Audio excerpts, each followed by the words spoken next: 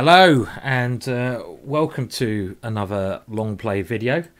Now, one thing I've realised actually is that my background disappears as soon as I play that intro video, so I'm going to need to do something about that. Let me just go and throw some background in there, if it's possible, if it's going to work.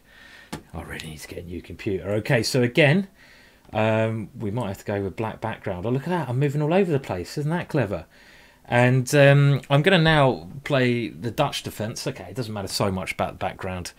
And I'm going to try and play in a manner like I do in my DVD, The Killer Dutch. So, of course, if you want to know more about this opening, what you do? What you do, boys and girls? You know what you do? You buy the DVD. Is that right? Okay, I'm going to try to get this background in quickly because we're still in the opening stages. So let me just get rid of the starting intro. And maybe this will now help. Okay, so my opponent's played e3. Now this is, in my opinion, not a very good way of meeting the Dutch. Generally, what all the top players play is g3 and bishop g2, fianchettoing that bishop. Now, I think if White's going to play e3, he should play it like a London system and play it with the bishop on the other side of this pawn on e3. Because in this structure, it seems strange to shut this bishop in. Now, there's two good ways of playing against this, I know from my experience. One is now to fianchetto my light square bishop. This is a common way of playing when White hasn't fianchettoed his light square bishop. So this is something I may well consider. Okay, we've got a background. By the way, this is background, which I'm now going to put in. You love my editing work here. It's brilliant, isn't it? Lovely editing work, Simon. There we go. That is actually the playing venue from the Reykjavik Open. I mean, amazing venue. You can see, you look out to the mountains there. It's called the Harper. It's like an opera kind of hall. It's an amazing venue. Okay, so one system is playing b6, bishop b7. And this is what I normally recommend. The other thing you can do is now play a stone wall with d5 and bishop d6. Now, I don't normally do that, but against White's very passive setup, I like that system. But I'm going to go for route one, and this is why White often puts the bishop on g2. It's to try and stop this plan of b6. So I'm going to play b6, bishop b7, because then my bishop is, of course, very nicely positioned on that diagonal. That's, you know, and then we can try to castle our king. And often, another thing you should bear in mind, I'm already thinking of middle game plans. This is something you guys need to do when you're improving your chess. I'm thinking about middle game plans. Often, this rook in this structure, when White has played e3, often this rook will swing over eventually to either h6 or g6, attacking the White king. Let's see if we can get this plan into operation, shall we? So in order to do that, I need to move my bishop, castle, move my knight, and get my rook over. Because you can see my rook there certainly can increase the pressure against my opponent's position. Okay, now I might here consider going knight e4 straight away, because if he tries to do something like knight d2, I have knight c3. Let's go for that one. That looks like quite a normal move. I think my opponent's plan, we also have to think about what our opponent's going to play, might involve something with a knight coming into e5. This is normally a good idea because at some point White wants to move this f-pawn. Either f4, trying to block up a potential attack I will get going in the middle game, or f3, trying to block out my bishop. So obviously by moving the knight here, I give myself opportunities of the queen coming over. I'm just waiting to see where I want to put this bishop. It actually has free... I mean, I'd like to put it on d6. This is my ideal square, because then we have another bishop aiming at his king. But the downside of putting it on d6 is it's a little bit exposed to maybe a knight coming in and attacking it. So that's one problem. And the other danger, if I put my bishop to d6, then his knight comes in, and I can no longer play the move d6 myself. Now g6 would be an error probably because of d5 here. I could consider moving my queen over straight away. That's not a stupid plan at all. But I think I'm going to... I normally don't like tactics going until I've got the foundations correct. And I think this is a very good tip. Get your foundations first before you try to launch an attack. So it's really, where do I put this bishop? Do I put it on e7 or do I put it on d6? So I'd love to go bishop d6, but then knight e5 do I have a good follow-up there? Because I don't want to allow him to play this. I think I'm going to go bishop e7 for now, because I just don't want to allow this knight coming into e5. That was the problem with me putting the bishop on d6. And my plan now is to castle, and then I'm going to go for this famous rook swing, which I talk a lot about in my DVD. You know, and you can download this DVD only for £9.99. It's 8 hours, so I think that's a pretty good bargain if you're looking to learn this exciting opening with black, which I've played all my life. I've got to try to sell a little bit now and again, so I get some funds to be able to make more of these videos. Okay, so I'm going to continue with my plan. Now, I may have to watch out for him playing d5 here. So, for example, if I go rook f6, he might go d5, and then my rook is annoyingly attacked. I mean, I could then go rook over to one of these two squares, but I don't really want him to take here and exchange queens easily. So, rook f6 is there. It's an option, but I maybe will consider getting my last piece out before I try to start an attack. Get everything working. Now, where's that knight going to go? I don't like moving it to c6. This is often a mistake in the Dutch. Why? Because you get hit by the move d5. So you should be very careful about moving your knight on b8 to c6 because of d5. Now, I could move it to a6, but I don't know. It looks a bit silly on a6. What I'd like to do, I think, ideally, is either go a5 and knight a6. I like that setup a lot better. Because if I go knight a6 straight away, he might go a3, b4, and my knight starts to look silly. So I could go a5, knight a6. The other way I'd normally play is with d6 and knight to d7, because then that knight heads over to the king side and heads over to support this square on e4. So that's a plan I think I like the look of better. So I'm going to go for that one, d6. Rather than put my knight on the edge of the board where it might not have a great future, let's move this knight in. Now, my opponent played knight d2. He can capture my knight. Of course he can, when I have two options there. Do I take with a pawn or do I take with a bishop? It's probably more aggressive to take with a pawn, because if I capture with a pawn, I create a threat against his knight. I force that knight to move, and I gain a little bit of tempo. So I probably take with a pawn. Okay, now bishop takes would allow knight d2 and mass exchanges. I don't really want to do that, so I'm going to take with a pawn now. And this, what my opponent should now be doing is trying to move his knight and go f3. This is his plan, because my pawn on e4 is a bit of a pain for him. So let's always consider what opponent's trying to do. Just imagine if he goes f3 here, then he gets rid of this annoying pawn. So can I stop that? Well, I can try bishop g5, because then if he ever moves his f-pawn, I attack e3. So I'm here, what I'm trying to do is think about his one move that will free up his position, looking at my opponent's pawn breaks, f3, trying to act against that. Now, I'm also wondering, will he go d5 here? This is another move I'm a little bit concerned about, trying to win this pawn. Well, if he does go d5, I think I can take, pawn takes, bishop takes d5 at the moment. So I'm going to go for bishop g5. I'm going to go for this move. And again, I want to just go knight d7 here. I want to develop my last piece. Later on, I might still consider this rook swing. But at the moment, it doesn't look to have much pounce, or should I say bite. Because if I get it to g6, now my bishop is blocked in by the pawn. I'm not really threatening much. If I get it to h6, maybe later on I can attack the pawn on h2. But it doesn't seem to really have that relevance anymore at this moment in time. So I think what my plan is going to be is simply, well, I've got to be a bit careful. I just saw he had queen c2 here. Queen c2, I'm going to have to play d5. I'm going to have to play d5. This pawn is otherwise too weak. So it's a pity, because if I had one more tempo here, I'd be able to go knight d7, knight f6, and my knight comes round to support my pawn. But I kind of think a move like my opponent playing queen c2 would be a little bit frustrating for me.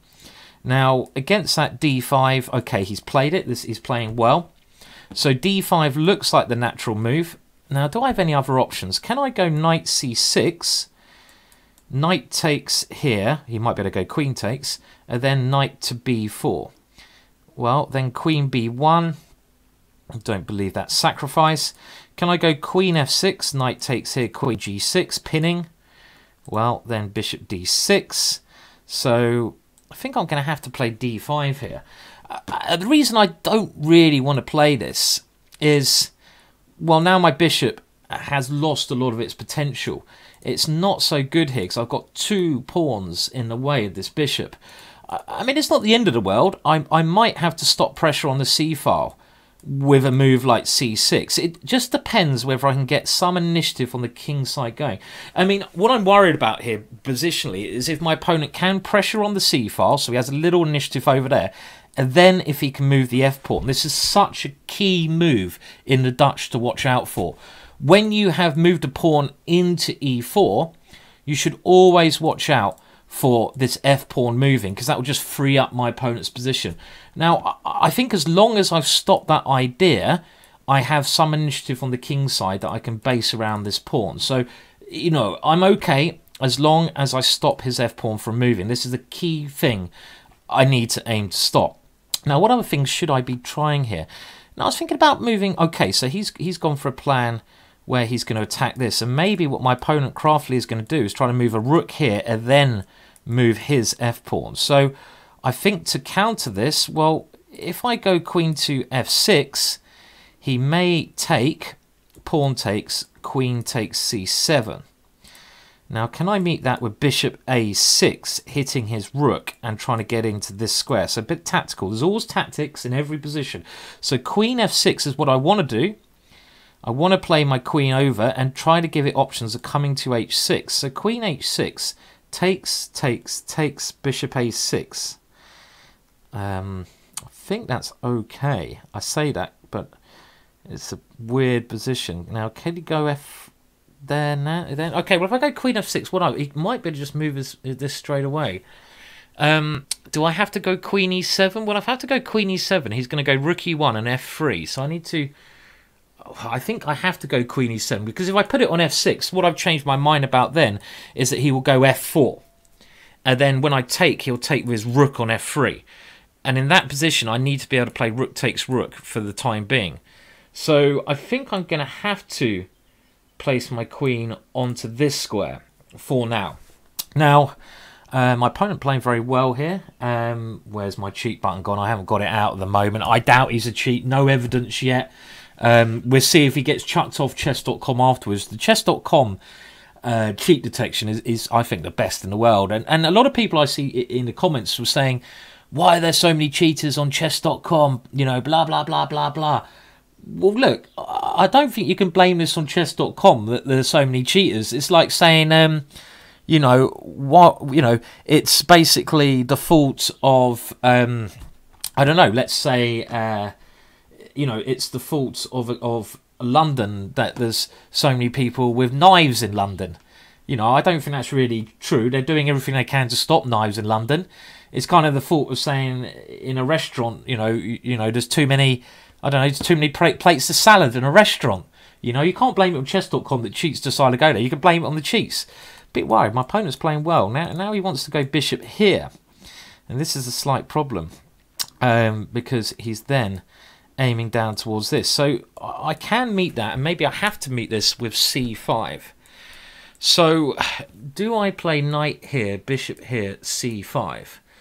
Yes, I think that's right. I've got to give up ideas of moving my knight to the centre, but this has a lot more sense now because, of course, I have an outpost on b4 now. I didn't have this possibility before. Well, I did, but he could always go a3. Now I have a square for this knight. So I'm going to meet bishop a3 with c5 and hope that holds up. Maybe I can even then try to pressurise on the queen side. And later on, I've always got my knight coming into b4. So actually, I think I have to do this, because if I go knight in here, he takes and takes on e6. So I have to play c5. I don't. There's no point considering other options. I don't mind this. This still looks okay to me. I may even be able to grab some initiative in the centre now. You know, I can maybe play knight b4, and he would have to then probably capture that knight, because my knight's going to be very good on b4 otherwise, especially if I'm able to follow up with a5, just securing it there. And then I get rid of one of his bishops, and that bishop of his has great potential later on in the game. For example, later on, if he ever would have taken on c5, that bishop would have a great diagonal there. So I quite like this This position, I think I'm playing so far, everything is okay. With knight b4 coming in. And again, the key thing I'm trying to stop is him playing f3, because that will free his pieces. So what are my plans? Well, I like knight b4.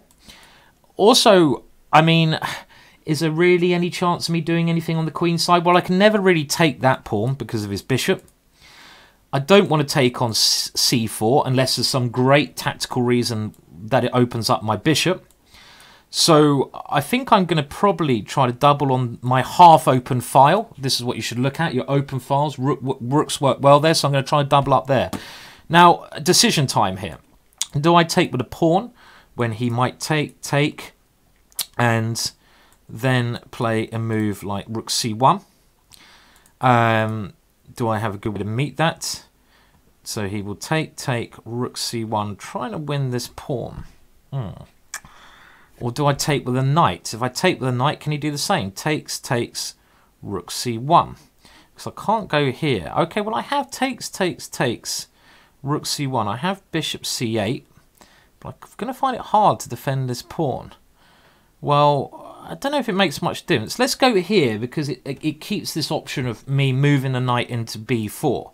So, for example, if takes, rook c1, maybe I can meet that.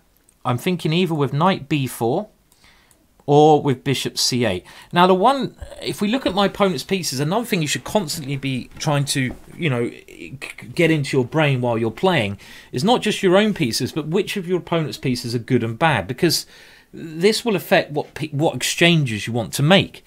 Now, my opponent's knight on d2 is a bad piece. It hasn't got anywhere to go to. It's stuck there. It hasn't got a future. So his bishops, I have to say, are good. This bishop is very annoying. This bishop is very annoying. But his knight is bad. So I'm sort of assessing the position now as, well, if he doesn't win some pawn here and I can consolidate, I like my position. I've got more central pawns in this position as well. But so this is a bad piece. And I just want to bear that in mind, because later on this could be important for some little tactics, or if I try to enter into exchanges. But first of all, what happens if he takes here and now goes rook c1? What am I going to do against this? Or maybe rook c1 straight away.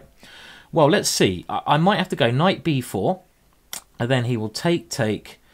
And if he goes queen c7 there, I can play rook f7. And if he takes off the queens, this is why I'm looking at the knight. I'm thinking if a lot of pieces get exchanged, if the queens come off, so the line I'm looking at is something like rook c1 at some point, either before or after taking here. I go knight b4. He captures on b4. I capture with my c-pawn. He captures on d5. He moves his queen in to c7 because he's got a rook on c1. I go rook f7. I allow an exchange of queens. So then I'm left with 2 rooks and 2 bishops versus 2 rooks, his knight and his bishop. And I quite like that because of what I've just said, that his knight is bad. His knight will therefore be bad. So I think I'm quite happy to allow that sequence of exchanges to take place. Okay, so he's gone for it. Now, knight b4 is certainly my first instinct. So, I'm looking at this. My opponent still seems to be playing well. What other options do I have here? I just want to see if I got anything else. Now, obviously, I don't want to take on c4. That would destroy my pawn structure and give him a lovely square. That's a horrible move. Allow his knight into the game. If I go rook to c8, well, then he would take on d5. And I have to take my... No, we don't want that. Now, I could sack a pawn. I was just thinking about this move with h5 to distract his bishop away, and then just play this nice rook c8. And it's only a pawn I've lost.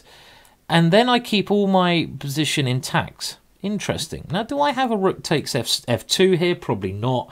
We've got to look at this. If rook takes, bishop takes e3. Okay, rook takes here. King... Oh, hello. Hello. I don't believe this, but it's a kind of madness I love getting a little bit carried away with. King takes... Bishop takes e3 check, king takes, queen g5 check. I don't believe it at all. King f2, I'm a whole rook down there. It's really, I don't believe that, to be honest. I'd love to do it. Rook takes here, king takes. Well, then I've got, Rook check. No, I can't believe that's going to work. I mean, I quite like this move h5 in some positions, but I think I'm just going to stick with a sensible move, because all these other options I'm looking at are a bit too risky, and I don't see a major problem with my position after this knight b4.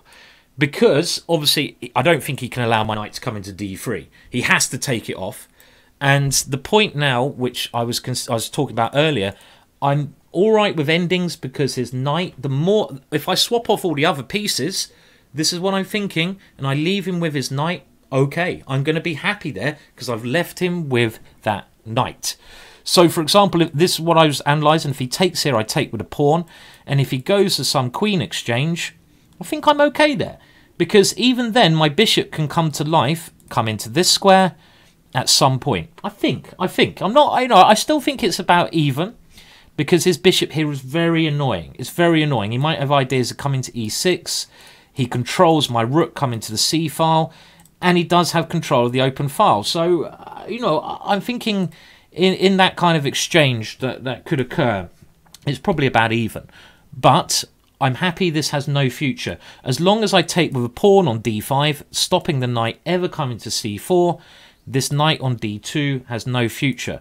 Now, if he doesn't take on this d5 square, I'll be able to play rook c8.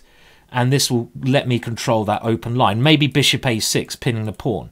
I think he should capture. I think he should give himself this open line. So maybe he should capture and go queen c5. Maybe that's a better way of doing it. Then I have options of keeping the queen on. I can think of some tactical ideas of queen f7.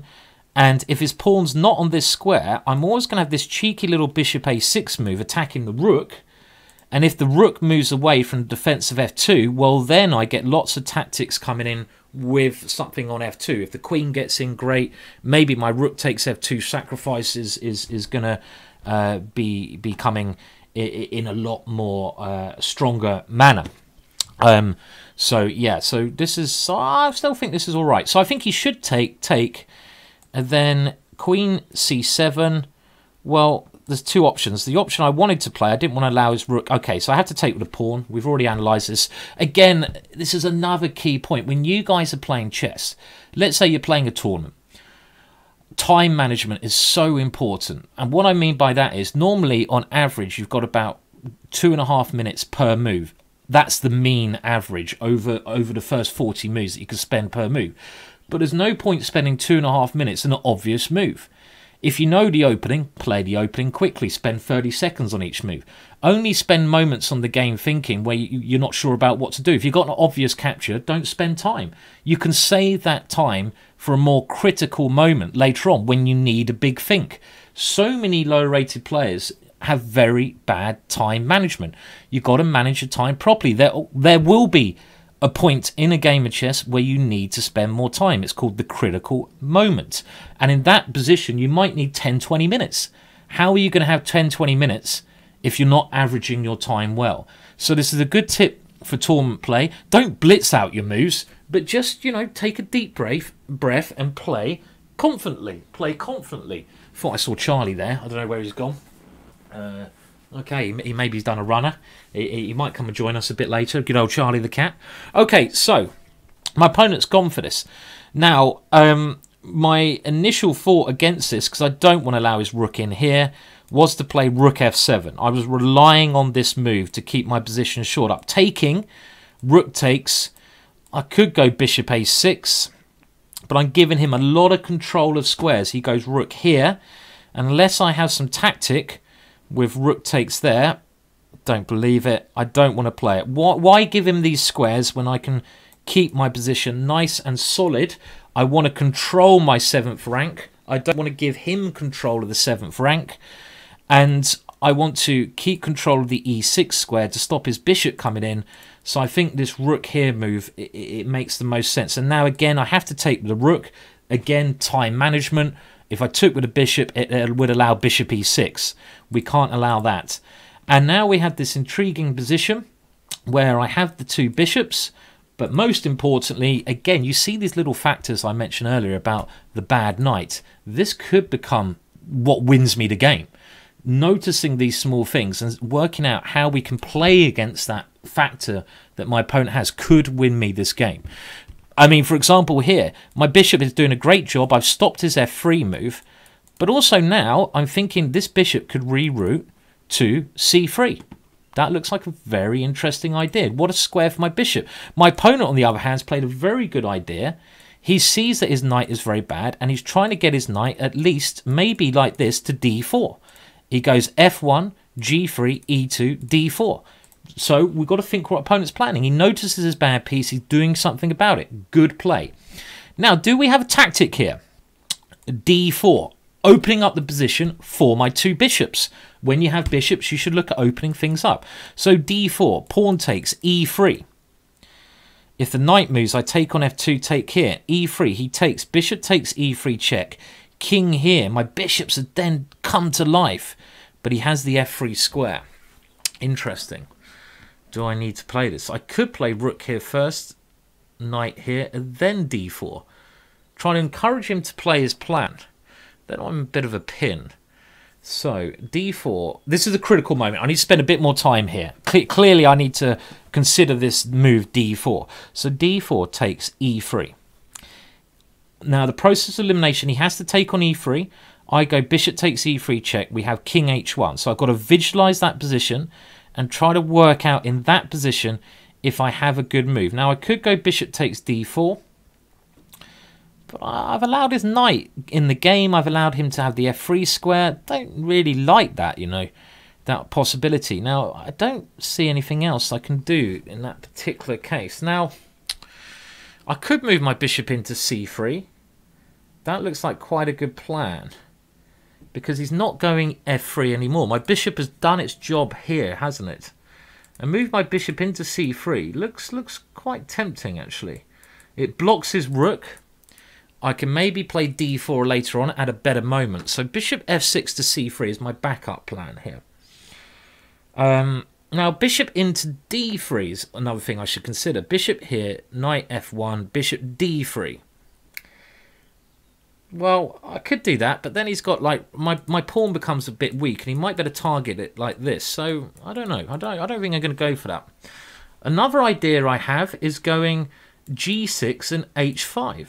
Gaining space using Harry, and the point then would be I can try to put my pawn on h4, stop his knight coming into the game this way. So g6, knight f1, h5, bishop here, h4, g3, and then I can move my bishop in. Just trying to. I like this plan. I like this plan. Let's go this plan. I mean, moving my bishop was okay, but I want to gain a little bit of space. I'm thinking his knight wants to come over to g3. So if I can put a pawn on h4, I stop the potential rerouting of this knight. This knight, like I said, wants to try to. If he can move his knight to d4, I'm in serious trouble positionally. This knight on d4, I'd be really struggling, because then he has a blockade on the position. I can never move that knight. I've got to, whatever I'm doing here, I've got to stop this knight ever reaching the d4 square. So that's why I'm thinking I don't want it to come, like I said, on this route. f1, g3, e2, d4. To meet that plan, I'm going to try to place a pawn on h4 to stop his knight. And then his knight on f1. Okay, he has opened up his rook. I'm not too worried about that because I'm well defending that pawn. His knight is still a bad piece. I'm still trying to play against that one piece. Okay, let's do it. h5.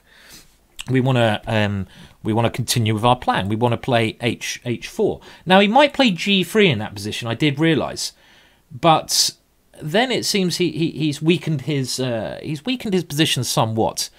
Now I do have other plans here. If he goes bishop to e2. His knight doesn't have the e2 square, so I could then, okay, he's gone here. Now, my other plan here was to try to get my pawn to g4, trapping his bishop. But if I go bishop here, knight g3, I can't play g5 because he pinches my pawn. Now, the only thing I'm worried about here is if I go pawn on, he plays g3. And then he will take and go knight here anyway. Now, do I then go here, bishop takes, knight here? Do I have enough pressure against here? I don't think so. So I'm wondering if I picked the right plan. Did I pick the right plan here? This knight, I don't want it to come here. Now, another way I could stop it is going rook here, knight g3, bishop to a6, and then try to put my bishop on d3. And then I've got d5 ideas. Let's be careful, because I'm walking into some tactics. Rook here, knight here, bishop a6. For example, rook c6, attacking two things. Well, I think I'm going to have to go for this one. I think this is the natural continuation. But of course, g3 is a slightly annoying move. But at least I gain a tempo, because it takes him 1, 2, 3 moves to get his knight to this square now. So I should have enough time to generate some ideas of my own. For example, g3, rook d8, takes, bishop takes, knight g3. And then I would love to play d4 in some position there. g3. What else can I do there? I have to be careful of bishop a6 because of rook c6. I've got to always be wary where this rook can come in on the open file. Very tough game, this one. g6, maybe I play king g7 with the idea of getting my rook to the h-file. That's interesting. Because, of course, if he does decide to take here, he's opening up the h-file. I don't really want to move this rook over there because I like having this rook here because it controls c7. It does control my pawn here. What is the only piece that's not doing anything? It's my rook on a8. So by trying to play king g7 and rook h8 here, I get my last piece into the game with effect. And also, I like having my king on g7. It's a better square because then if I play bishop a6, he goes rook c6. He's only attacking one thing, my bishop. My pawn on g6 will be defended. Okay, so I think now what he's trying to do is he going to try to go h3, knight here? Very slow plan. And against plans like this, we should try and play with a little bit of speed. So maybe I can now consider rook d8 and d4, trying to create some problems for him here. Rook d8, I mean, his knight's not doing much, even if it comes to g4. So I think now it's maybe time to move my rook into this square. The other thing I could do is just try to target this one. But I like the idea of just creating a threat. Maybe it's a threat, maybe it's not. I'm not sure. But my idea is to get rid of my backwards pawn and maybe threaten d4. And then if I get my pawn to d3, my bad pawn, it's bad because it can't be defended by another pawn of mine, becomes a very good pass pawn. Okay, so he's gone here. Now, I'm going to go a5 probably. That's okay, a good move because he's got rook here. But I should be able to play bishop f6 in time and d4, creating enough counterplay. Even if he wins this pawn on a5, I think I'm creating enough counterplay in the centre of the board. Now, of course, he should, in this position, go rook c5. And he's trying to take advantage of my rook being offside. Now, I think I can always defend that one if I need be. But first of all, let's just make sure. Is there any tactics? No.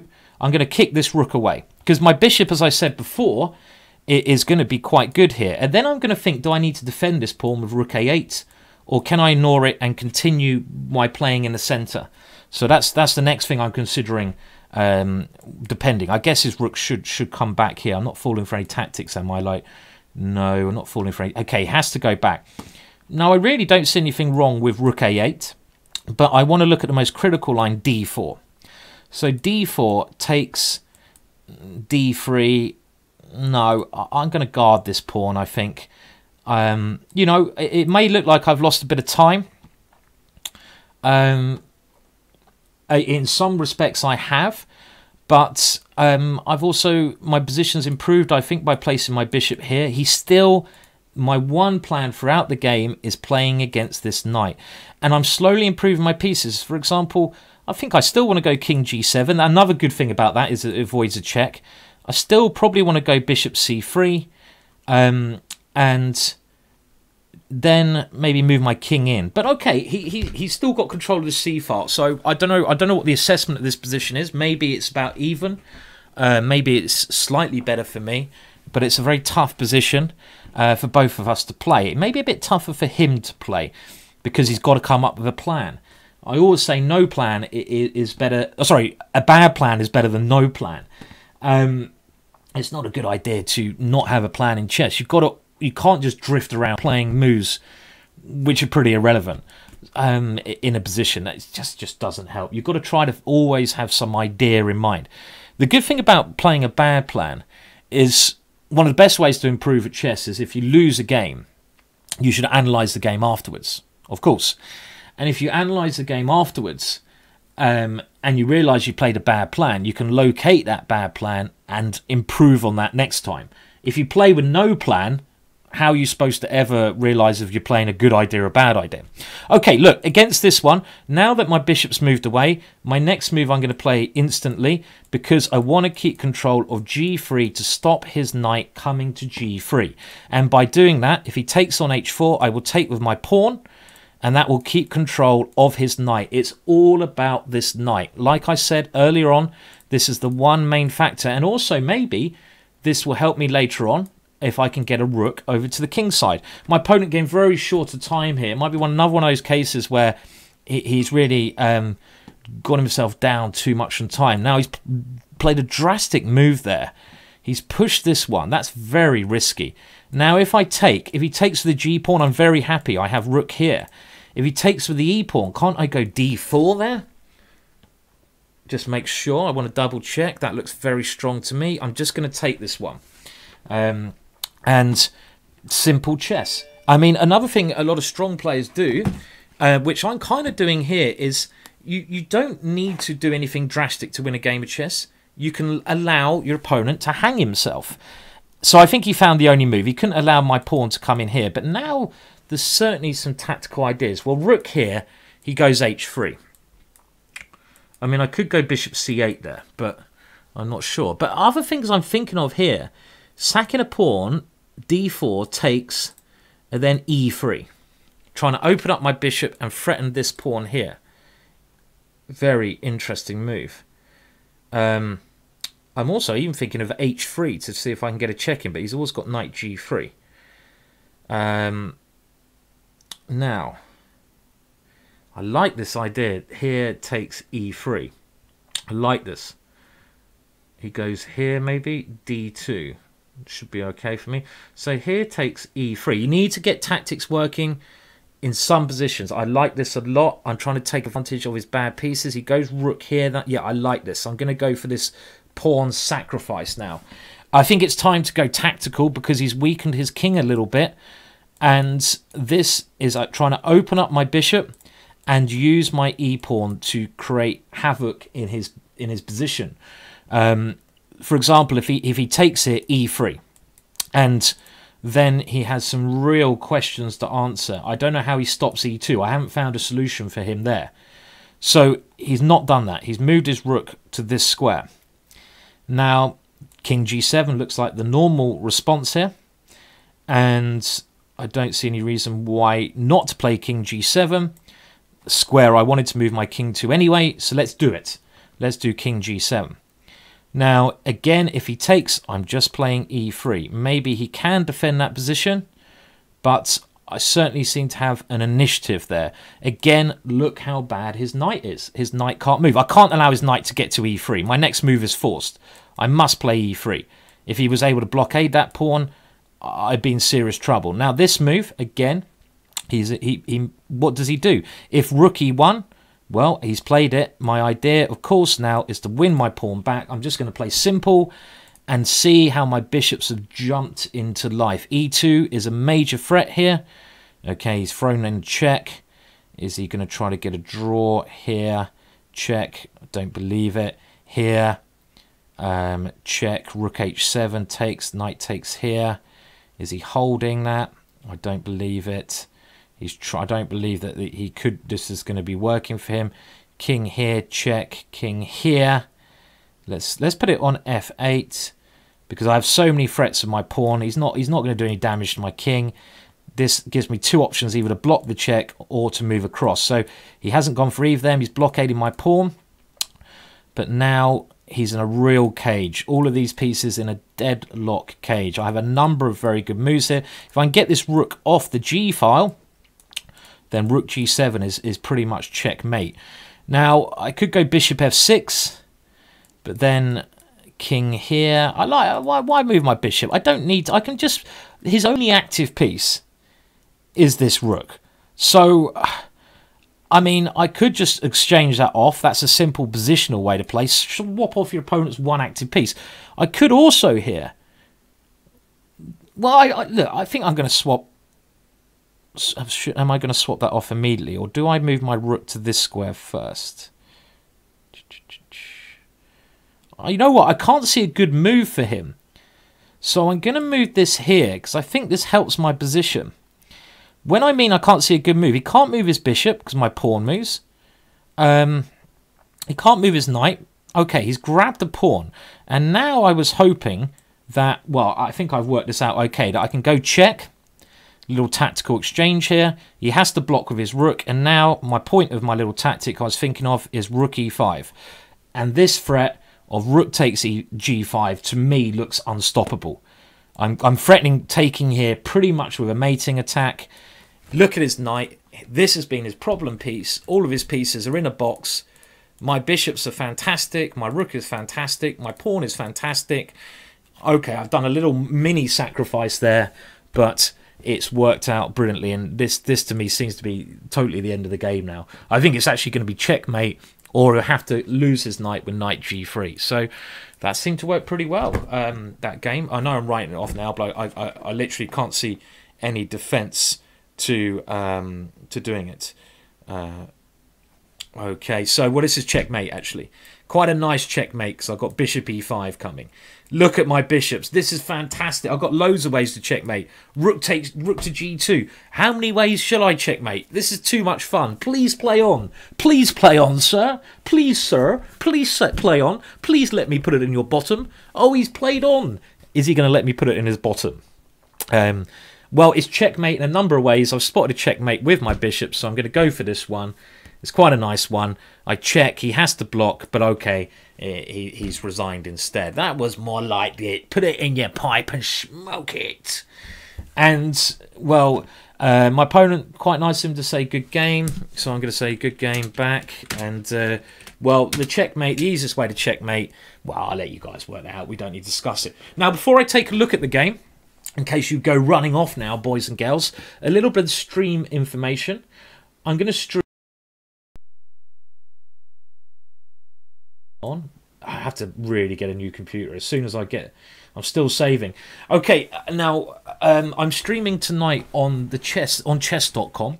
There is the basically the details for that. I think it's 11 a.m. Pacific time, and I'm doing that on twitch.tv chess. Now, one thing I like to do with a stream, either tonight or Sunday, is play you guys at this time limit, but talk about it live. So I might do that. It's only an hour and a half stream. I'm going to do one on Sunday on my own channel as well. So one tonight, this is on Wednesday, and then one on Sunday. So do tune in. I love some of these graphics I'm getting now. Thank you, Aldo from Battersea Chess Club, for these graphics. Now, let's have a quick look at the game, the important points of the game. And it seemed to go okay, basically. I was actually thinking, in hindsight, if I had this again, I may not play knight e4 so quickly. I may instead wait with this move, because knight e4, it seemed to work okay. I don't think it's a bad move. But I think leaving myself the option of this later on would have, you know, stopped him from exchanging. That's what I was thinking during the course of the game. But I think everything, this Dutch, like I said, if you want to know about this, you can buy my book or my DVD. You can get it downloaded within an instant to your computer. And critical moments later on, I think, you know, he seemed to play a good game as well. This was key. This was key. As soon as the pawn structure changes, and it's changed now because I've had to move my F pawn to the E file, we need to have a reassessment. Now, one thing that has helped me greatly here is my knowledge of the Dutch defence. I've played it for 30 years. I'm probably one of the world's leading experts, so I know both sides' plans in the middle game.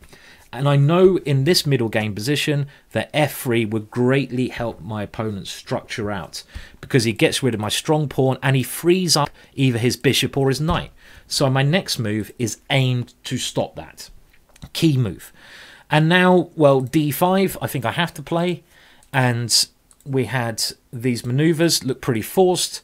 And like I said, the key thing was basically this knight. He couldn't make enough threats on the c-file, and I prefer my position slightly here. I think I'm better here. I think it's easier for me to play. Everything's defended. I have plans. I have the two bishops. Maybe my bishop can come in.